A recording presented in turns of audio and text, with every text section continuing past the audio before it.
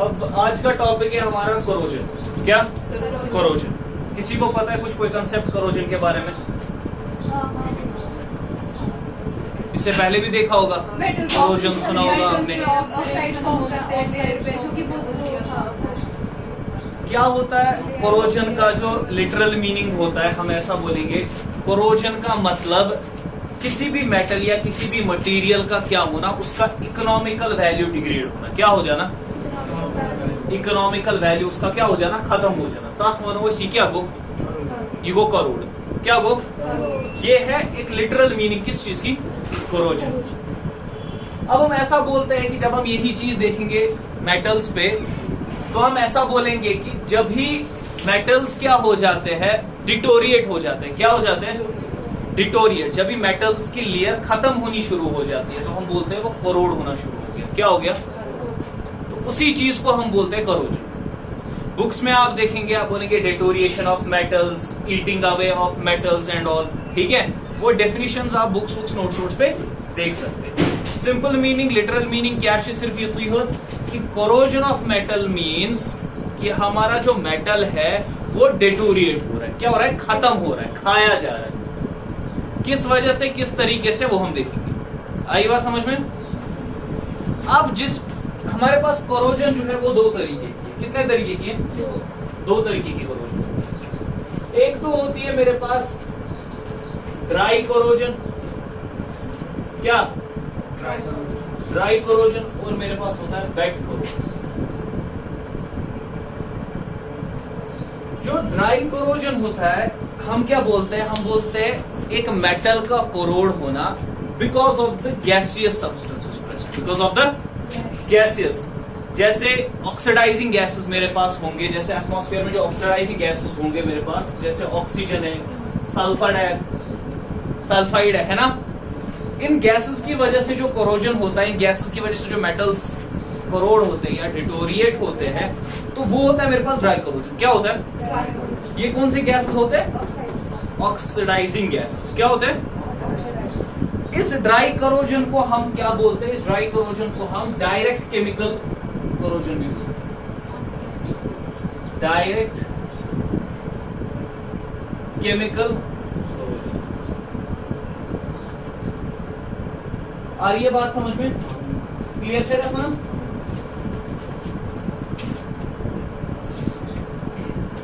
फिर मेरे पास दूसरे तरीके का जो कोरोजन है, वेट कोरोजन। वेट कोरोजन जो है, जो मॉइस्चर अवेलेबल होता है मेरे पास एटमॉस्फेयर में, है ना, moisture, water vapours, water molecules जो एटमॉस्फेयर में अवेलेबल होते हैं मेरे पास, इन द प्रेजेंस ऑफ, या फिर ऑक्सीजन भी उसमें डिसॉल्व होता है, कार्बन डाइऑक्साइड भी डिसॉल्व होता है। आई रही बस समझ में? उस मॉइस्ट एयर की वजह से जो कोरोजन होता है वो कौन सा कोरोजन होता है? और यूजुअली हम किसके बारे में पढ़ते हैं? वेट कोरोजन के बारे में। आई बात समझ में? ताकि दुआना वेट कोरोजन किस वजह से? मॉइस्चर की वजह से। इसको हम इलेक्ट्रोकेमिकल कोरोजन भी बोलते हैं। क्या बोलते हैं? Electrochemical corrosion. और हम देखेंगे इसी बारे में। किस बारे में?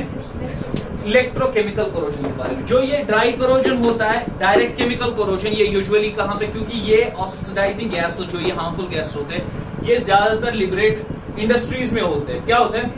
इंडस्ट्रीज में। तो ये वाला टाइप ऑफ कोरोजन हम ज्यादातर इंडस्ट्रीज के आसपास ही मिलता है, या इंडस्ट्रीज में ही हमें इस तरीके का कोरोजन ज्यादा मिलता है। ठीक है, वेट कोरोजन भी उधर होता है, लेकिन ज्यादातर इसी तरीके का कोरोजन होता है। और बाकी जो हमारे पास यूजुअल कोरोजन है वो कौन सा है? Wait corrosion. क्लियर गया ये का? अब हम देखेंगे कि क्या होता है। कैसा क्या छोटा?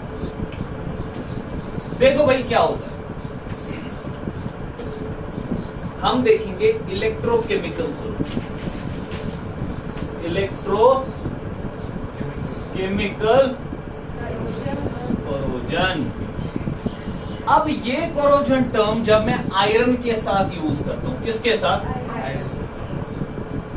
आयरन के साथ, Fe। ठीक है, अब छुस बना रस्टिंग। क्या छुस बना? क्या छुए रस्टिंग? रस्टिंग एक पर्टिकुलर टर्म यूज की जाती है कि जब कोरोजन हो जाता है किसका? आयरन का। इसके साथ बना रस्टिंग। ठीक है, देखो क्या हो जाता है। ये मेरे पास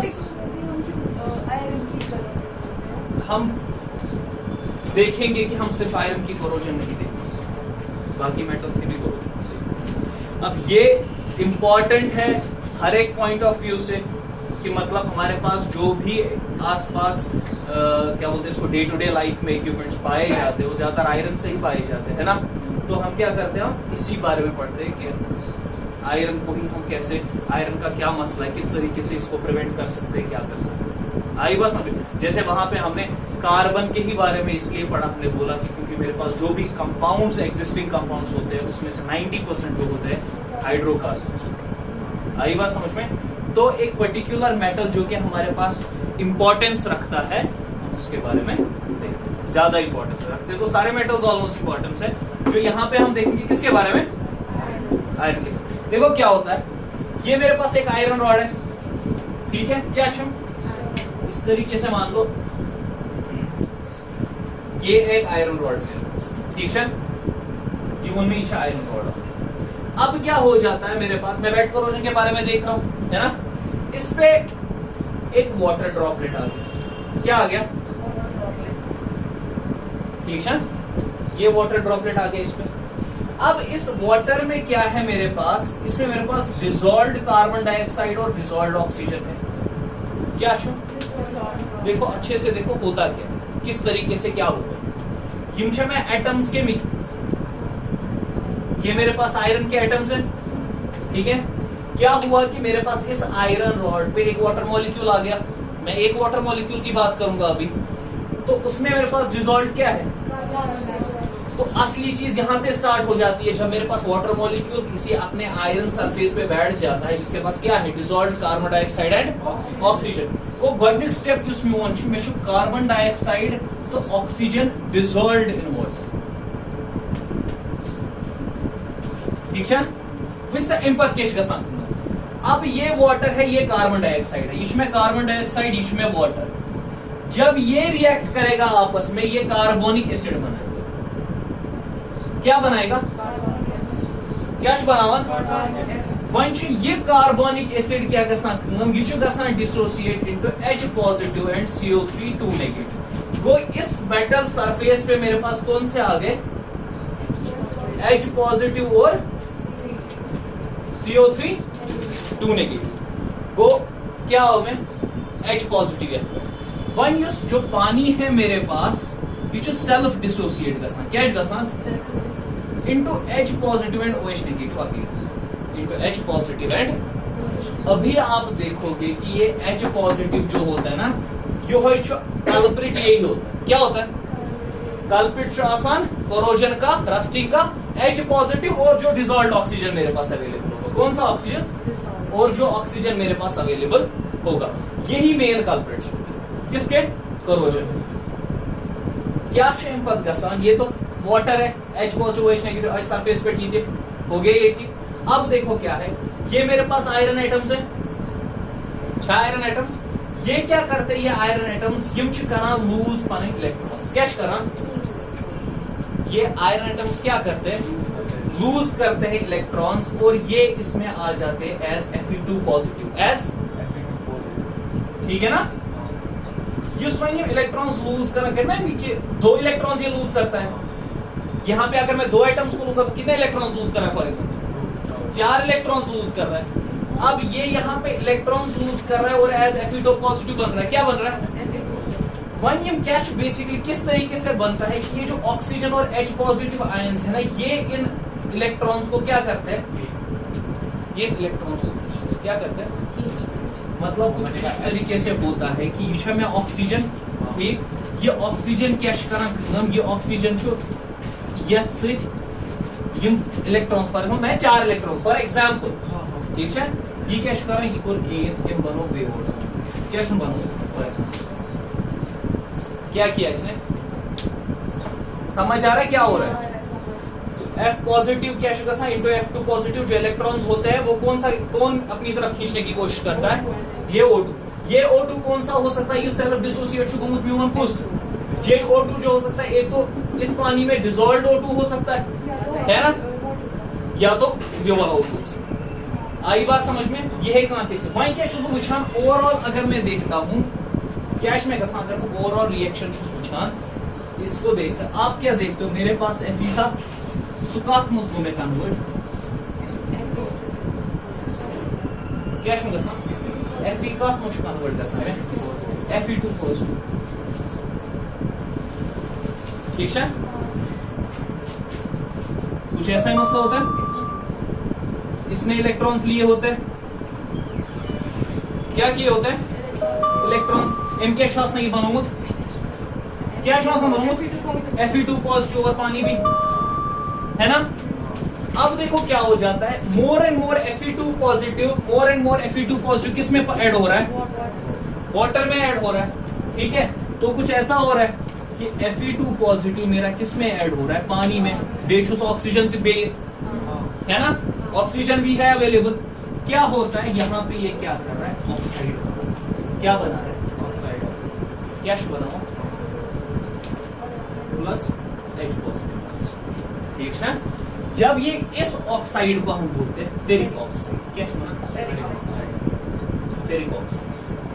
अब यही फेरिक ऑक्साइड जो है मेरे पास in the presence of X number of water molecules और वाटर में जा रहे हैं ना ये फेरिक ऑक्साइड और इसके साथ वाटर में जा रहा है ये क्या बनाओ Fe2O3 into X times water and this is rust। थोड़ा समझ क्या ये एक रिएक्शन है एक रिएक्शन मैकेनिज्म है कि हमारे पास कोरोजन में होता क्या है कुछ सार नहीं पा ये तो जनरली हमें पता है कि ये एक इस आयरन कोरोजन मतलब क्या गो सो आयरन ऑक्सीडाइज क्या सो बनावा क्या सु बनावा फेरिक बनावा कत वो ये आई बात समझ में आयरन क्या बनाता है ferric oxide into X times water उसी को हम रस्ट बोलते हैं। अब देखो भाई क्या फर्क इस ऑक्सीडाइज्ड लेयर में जो ये लेयर बनती है ना फेरिक ऑक्साइड की इसमें और बाकी में बहुत सारे मेटल्स में जब लेयर बनती है जैसे फेरिक ऑक्साइड लेयर ना आसान गोबर ये आसान नॉन स्टिकी क्या आसान नॉन स्टिकी जो फेरिक ऑक्साइड लेयर बनती है ना इस पर बने ना आयरन पर कौन लेयर बने फेरिक ऑक्साइड लेयर ठीक है आसान ये नॉन स्टिकी होती है। नॉन स्टिकी होने की वजह से क्या हो जाता है ये फॉल ऑफ क्या हो जाती है ये फॉल ऑफ होता है। तो अगर एक लेयर मेरे पास आयरन है अब इस पे लेयर तो बन गई ऑक्सीडेशन गया लेयर बनी अब ये लेयर अगर फॉल हो गई मतलब new iron is coming into exposure है ना फिर से उस पे हो जाएगा फिर एक लेयर खत्म हो जाएगी फिर से हो जाएगा फिर एक लेयर खत्म हो जाएगी तो धीरे धीरे हमारा आयरन खत्म हो जाएगा।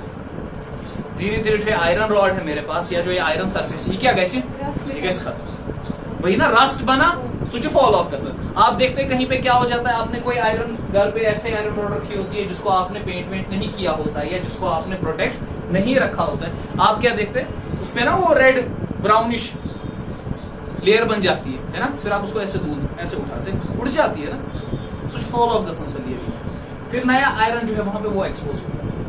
इस वजह से इस लेयर का बनना हमारे लिए डिजायरेबल इस लेयर का जो बनना होता है हमारे पास ये डिजायरेबल नहीं होता है। समझ आया क्यों समझ आ रहा है क्यों corrosion of iron is desirable किया ठीक है हो गया ये। अब देखो एक कर लो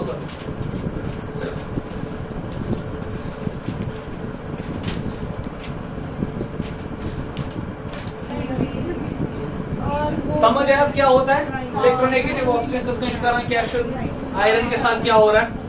अब देखो ये भी समझ आ ये भी देख लिया हमने कि डिजायरेबल की क्या इसकी नॉन स्टिकी। अब क्या है क्योंकि ये डिजायरेबल नहीं है तो हमें क्या करना है हमारे पास ऐसे मेजर्स हमें लेने हैं कि हम इसको प्रोटेक्ट कर सके हम प्रिवेंट कर सके इसकी हम आयरन की कोरोजन क्या कर सके प्रिवेंट कर सके तो हम प्रिवेंशन की तरफ जाते हैं। जब मैं प्रिवेंशन की तरफ जाता हूं मतलब मैं ऐसे मेजर्स लूंगा। प्रिवेंशन क्या मतलब है प्रिवेंशन मतलब अगर मैं बोलूंगा क्या मतलब होगा कि आप प्रिवेंट क्या मतलब प्रिवेंट करो तो आप बोलोगे कि हमने क्या करना है हमने आयरन को ऑक्सीडाइज होने अगर अब oxidise to go further oxidation दिन इमिज गसने इसकी मतलब ये अंदर दूसरे आयरन जो तथ मज गोस नहीं आचुन, ये जो लेयर बन रही है इसकी, ठीक है, ये लेयर गस पे फॉल ऑफ गसन तेले क्या, मतलब अंदर का आयरन गोस एक्सपोज गसन की। प्रिवेंशन मतलब छुना थी। अब क्या हमारे पास जो बहुत कॉमन मेथड है सो पेंटिंग। क्या है पेंटिंग? पेंटिंग का क्या मतलब? तस्वीरें बनाना नहीं, पेंटिंग का मतलब पेंट करना। क्या करना? वार्निश करना, पेंट करना। इसके कारण हम एक लेयर बनाते इस आयरन पर। क्या बनाते? एक लेयर बनाते केमिकल्स को यूज करके, हम पेंट यूज करके, जिसको हम पेंट बोलते हैं, इसके कारण इस लेयर आता है। वो लेयर क्या करता है? वो इस तरीके की कोटिंग बनाता है कि अगर मॉइस्चर बेस पेनिट्रेट अंदर क्या गैस ना, आई बात समझ में? नहीं, इजी टू अंडरस्टैंड, वैसे ही पता चल जाता है। दूसरा मेथड है मेरे पास, इसी तरीके से हम ग्रीस या ऑयल अप्लाई करते हैं। ग्रीस और ऑयल क्या होता है कि मेरे पास कुछ मशीन पार्ट्स होते हैं, जब मशीन रन कर रही होती है ना, एम पच्ची कसम जो अंदर पार्ट्स होते हैं कि कुछ टाइम के बाद या तो अगर ये मशीन बैठी होती है या तो क्या बोलते हैं इसको, ज्यादा टाइम तक काम कर रहा होता है, तो इसकी भी रस्टिंग होनी शुरू हो जाती है ना, ये ना कसा एक्सपोज हो। तो हम क्या करते हैं, हम थोड़ा बहुत ग्रीस या ऑयल उसमें यूज करते हैं। क्या करते हैं? ताकि कुछ टाइम के लिए ये क्या ये ग्रीसिंग या ऑयलिंग क्या ये पीरियोडिक ट्रीटमेंट। क्या ये कुछ पीरियड्स के बाद हम करते हैं ना, एक बार ही कर ली फिर ऐसे ही छोड़ नहीं देते। जबकि पेंट्स वारियर टाइम वाला, हम क्या करते हैं, एक पीरियोडिक ट्रीटमेंट लेते हैं, थोड़ा ग्रीसिंग करते हैं, ऑयलिंग करते हैं, किस्म की क्या बोलते हैं, स्मूथ भी बन जाता है वैसे, और उसके साथ साथ एक लेयर भी इसकी बन जाती है। आई बात समझ में? वैसे ही ऑयल और वाटर इमिसिबल होते हैं, है ना। अब थर्ड मेथड जो है उसको हम बोलते हैं गैल्वेनाइजेशन। क्या बोलते हैं? गैल्वेनाइजेशन क्या गो? हम जब डिपोजिशन ऑफ जिंक करेंगे ऑन आयरन सरफेस, मैं क्या करता हूं, मैं जिंक मेटल लेता हूं। क्या लेता हूं? इस जिंक मेटल को मैं डिपॉजिट, जिंक मेटल की कोटिंग में किस पे करता हूं? इस आयरन मेटल। क्या होता है कि जो मेरे पास अब कुछ में एक्सपोज, अगर मैं एक जिंक मेटल की अगर मैं कोटिंग करूंगा तो इसका मतलब क्या में एक्सपोज टू एटमॉस्फेयर जिंक, सुना? ये जिंक क्या करा, ये ऑक्सीजन के साथ रिएक्ट करके क्या बनाता है? Spice. Zinc is more reactive than iron. Zinc is more reactive than iron. ये कौन सी लेयर बनाता है? जिंक ऑक्साइड लेयर बनाता है। क्या बनाता है? जिंक तो शायद ऑक्सीडाइज का ये जो बनाना जिंक ऑक्साइड लेयर, ये जिंक ऑक्साइड लेयर जो होती है ये टफ हार्ड लेयर होती है, ये इम्पर्सिव लेयर। अच्छा, इसके अंदर जो मॉइस्चर पेनिट्रेट नहीं करता है, तो इसका मतलब जो अंदर हमारे पास आयरन होता है इसको क्या शुरू होता है? सेफ। वो क्या रहता है? सेफ। समझ आया? गैल्वेनाइजेशन। एम पद गो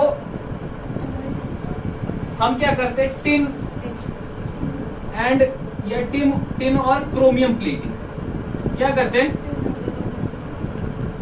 क्या आसान जो मेरे पास टिन और क्रोमियम होता है ना, TiN टिन क्रोमियम, ठीक है।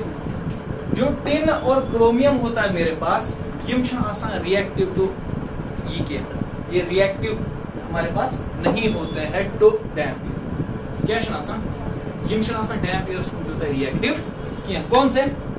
टिन और क्रोमियम। तो हम क्या करते हैं, इनकी इलेक्ट्रोप्लेटिंग करते हैं। क्या करते हैं? इलेक्ट्रोप्लेटिंग का क्या मतलब है कि हम डिपॉजिट करते हैं एक मेटल को दूसरे मेटल पर। ये ना मेटल, हम क्या करते हैं, हम एक मेटल को डिपॉजिट करते हैं दूसरे मेटल पे using a process called as electroplating. उसमें क्या हो जाता है वो भी देखने की जरूरत नहीं है। उसमें क्या होता है, हम करंट यूज करके सेपरेट करते हैं इनको एलिमेंट्स को, फिर एक जो एलिमेंट्स जो होते हैं ना, जो एलिमेंट्स जो मेटल्स होते हैं वो दूसरे मेटल के सरफेस पर हम वो क्या कराते हैं, डिपॉजिट कराते हैं। आई बस हम पे उस वजह से यहाँ पे क्या करते हैं, हम टिन और क्रोमियम को किस पे डिपॉजिट कराते हैं? आयरन पे डिपॉजिट कराते हैं, जिसकी वजह से फिर हमारा आयरन क्या रहता है? सेफ। वही है। उसके बाद पांचवा जो है वो है हम एलॉय लेते हैं। हम क्या करते हैं, आयरन सुना, हम आयरन के साथ मिक्स करते हैं निकल एंड क्रोमियम।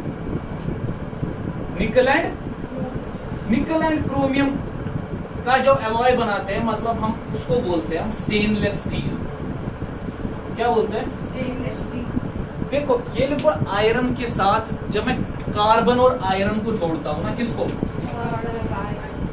आयरन को जोड़ता हूं, मेरे पास स्टील मिलता है। क्या मिलता है? जो स्टील ना, हम क्यों करते हैं कार्बन और आयरन का मिक्सचर क्यों करते हैं हम, या आयरन में हम कार्बन को क्यों मिक्स करते हैं? ताकि हम आयरन की स्ट्रेंथ बढ़ा सके। क्या बढ़ा सके? आयरन की स्ट्रेंथ बढ़ा सके, उसको हम स्टील बोलते हैं। अब इस स्टील को बचाने के लिए, ना आयरन है ना, इस स्टील को बचाने के लिए हम क्या करते हैं? हम निकल और क्रोमियम और इस स्टील का एलॉय लेते हैं। क्या लेते हैं? Stainless steel. उसका मतलब प्रोटेक्टेड स्टील। क्या छू? समझ आ रही है बात? तो इसके करा कन्वर्ट, हम इस आयरन को किस में कन्वर्ट करते हैं? स्टेनलेस स्टील में, और उस तरीके से भी हम इसको क्या कर पाते हैं फिर? प्रोटेक्ट। और आजकल आप देखते हैं यूज स्टेनलेस स्टील से ज्यादा होता है। आई बात समझ में? जहां पे स्टेनलेस स्टील हमारे पास रीजनेबल होगा, इकोनॉमिकल होगा, वहां पे हम स्टेनलेस स्टील यूज करेंगे। और जहां पे हमारे पास कोई और मेथड होगा, जैसे पेंटिंग होगा इकोनॉमिकल या कोई और चीज, वहां पे उस मेथड को हम यूज करेंगे। आई बात समझ में? क्लियर गया का? ये था करोजन और प्रिवेंशन ऑफ करोजन। अब एक एडिशनल पॉइंट,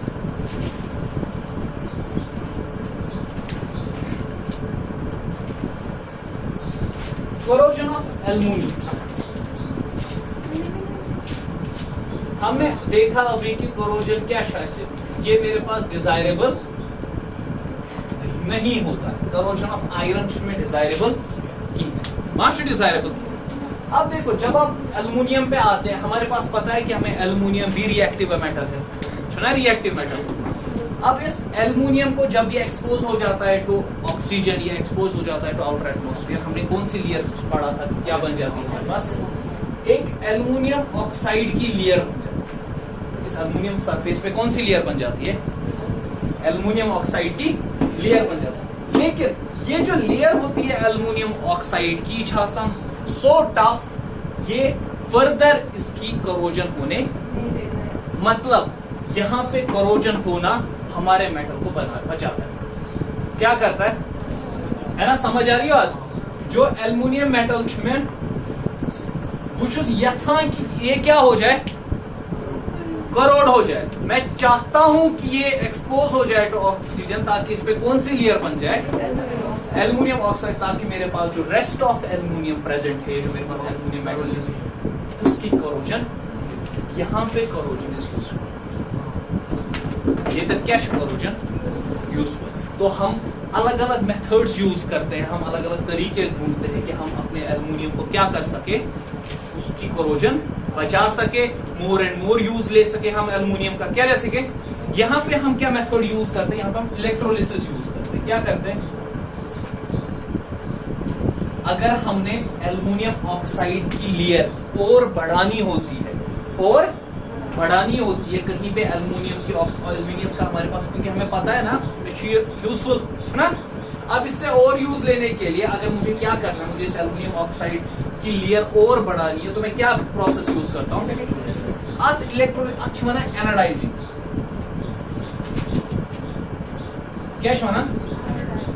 इलेक्ट्रोलिसिस क्या होता है? इलेक्ट्रोलिसिस एक ऐसा प्रोसेस होता है जिसमें मेरे पास क्या होता है प्रेजेंट, जिसमें मेरे पास एक इलेक्ट्रोड होते हैं, दो इलेक्ट्रोड्स होते हैं। क्या होते हैं?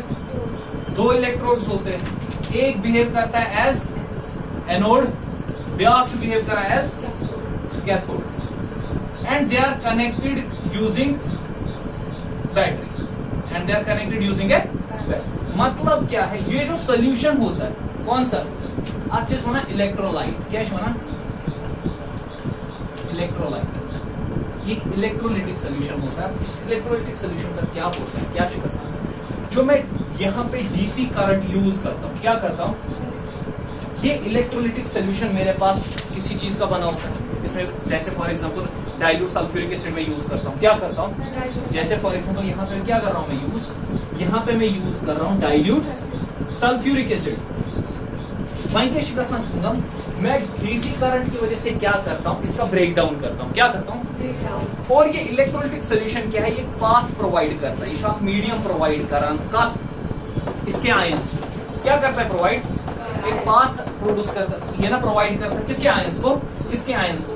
अब यहाँ पे जो है इस इलेक्ट्रोलिसिस प्रोसेस में यहाँ पे एल्यूमिनियम मेटल, यहाँ इस वाले इलेक्ट्रोड को हम क्या मानते हैं, एल्यूमिनियम। वहीं क्या शिकासान ये ली ये फूट है ना, डीसी करंट की वजह से ये टूटा, इसमें से ऑक्सीजन मिला, क्या मिला, वो ऑक्सीजन चल के कहां जाता है,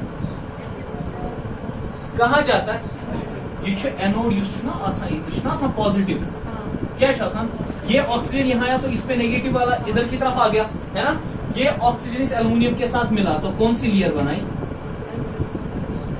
आई बात समझ में, तो रस समझ क्या आसान क्लियर हुआ। इसी प्रोसेस को हम क्या बोलते हैं, एनोडाइजेशन। इसी तरीके से हमारे पास कोरोजन, और कोरोजन यूजफुल किस में भी होता है, कॉपर में भी कोरोजन यूजफुल क्या होता है, कॉपर में भी कोरोजन यूजफुल होता है। वहां पे भी हमारे पास जो लेयर बनती है सोचेंगे वहां पर फर्दर गसनाथ क्लियर है, आई बात समझ में, ये था कोरोजन का यहाँ सॉल्व।